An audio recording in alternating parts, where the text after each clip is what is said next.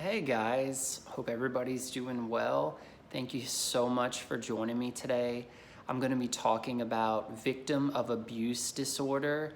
This is another disorder that's not currently recognized by the APA or the DSM or even the ICD-10, but it's something that I feel exists, and I hope it gets into the DSM and the ICD codes eventually.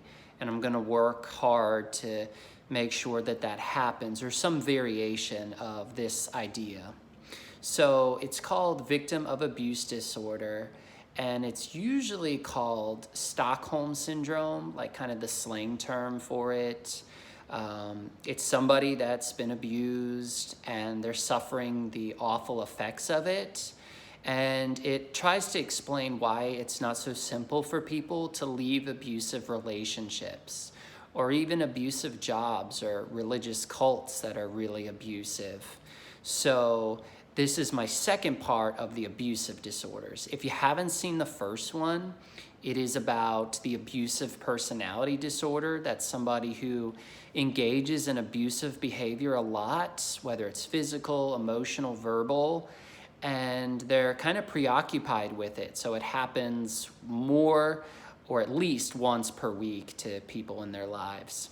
So without further ado, I'm going to get into this disorder, or once again, it's not an actual disorder, but something I feel exists and believe strongly.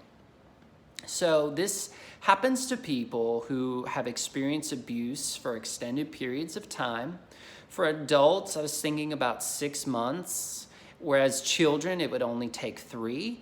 Reason being, adults have a lot of barriers and strengths to resist abuse. We're a lot more independent and have more freedoms than children, who are much more at the will of somebody who's abusive and can't escape unless Child Protective Services gets involved or a loving parent nearby, neighbor. Those people, those children are at the mercy of their abuser. So it's a lot more traumatic, especially without the coping skills and abilities to defend oneself like adults have. This abuse can take any form, whether it's verbal, emotional, which is the most common, like put downs, name calling. It's abuse designed to make somebody feel bad and inferior, to kind of crush their self-esteem and self-worth, but also sexual abuse, physical abuse, financial abuse, etc.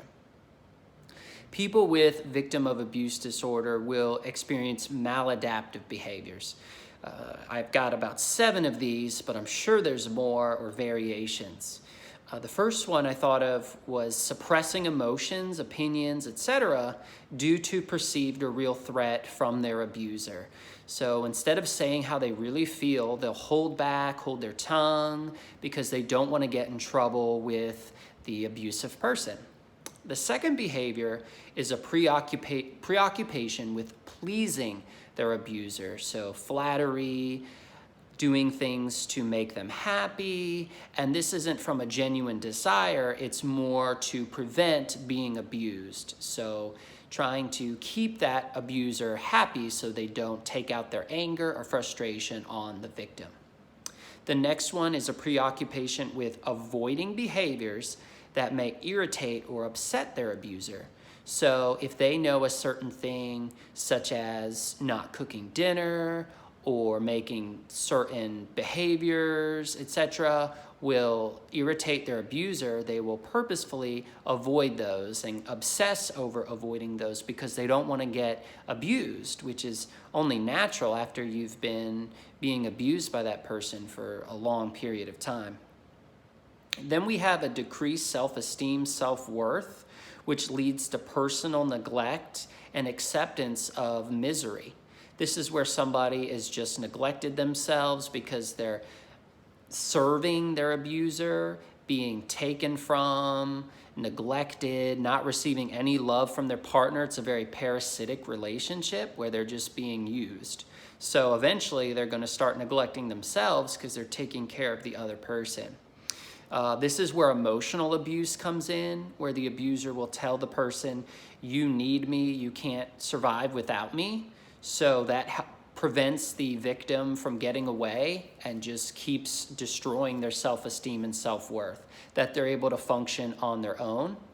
And it can start this dependency on the abuser, because if I believe that I can't function by myself, I feel like I have to stay with this awful situation, this awful behavior this person is directing towards me, because that's what I believe. I believe that I have to, because that's what they told me, and now my beliefs have changed to accept that.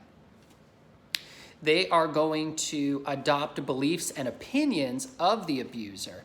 Sometimes they are extreme differences, like going from one political spectrum to another, or swapping religions, swapping just very extreme beliefs about themselves or the world.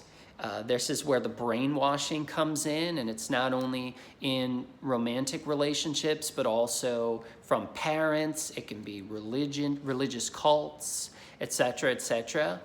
And people wonder why, well, how can they just believe that when they know better? It's because a brainwashing effect has occurred through verbal abuse. They've been told over and over again that it's wrong to believe what they once believed, and they should have changed those beliefs. So eventually that happens.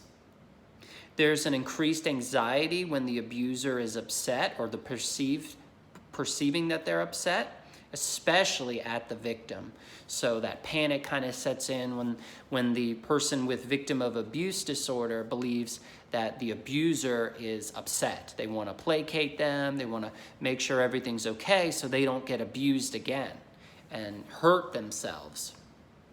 And lastly, an unwillingness to leave their abuser despite clear avenues and opportunities to. This can be the most frustrating for friends and family and healthcare workers, mental health workers, when they provide all the tools and opportunities for that person to leave, but they don't. And this is due to the criteria that I spoke about earlier, where they feel brainwashed and dependent on their abuser. So they won't leave because they're too afraid, and they feel like they can't exist without their abuser, or they can, but it won't be nearly as good as with their abuser, because their self-esteem and self-worth is shot. They just don't feel independent and capable of living and surviving on their own. So I hope that was helpful for you guys. For me, it's been so frustrating growing up and also being in the mental health field without having a term for this condition. And trust me when I say this is a condition. You probably know someone in your life who suffers from either abusive personality disorder or victim of abuse disorder, where they just can't leave an abusive relationship, and they stay despite being treated so poorly and being taken advantage of, but they won't go free. And the abusive person is someone who just keeps getting in relationships and taking advantage of their partner, hurting their partner, either physically, verbally, emotionally, and it's just this pattern over and over again.